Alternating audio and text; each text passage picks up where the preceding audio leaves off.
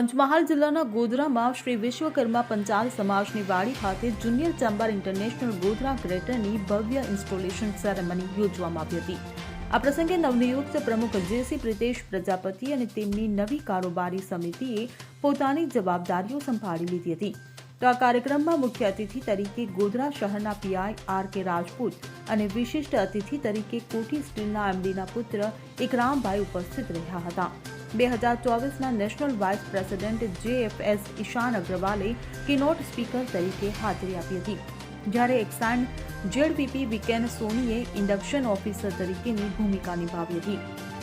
ત્યારે નવનિયુક્ત પ્રમુખ પ્રિતેશ પ્રજાપતિએ આગામી વર્ષની કાર્ય યોજના રજૂ કરતા જણાવ્યું કે યુવા ઉદ્યમિતાને પ્રોત્સાહન, સમાજ સેવા અને નેતૃત્વ વિકાસના કાર્યક્રમો પર વિશેષ ધ્યાન કેન્દ્રિત કરવામાં આવશે. તેમણે સર્વ સભ્યોને એકજૂથ થઈને કાર્ય કરવા માટે આહવાન કર્યું હતું.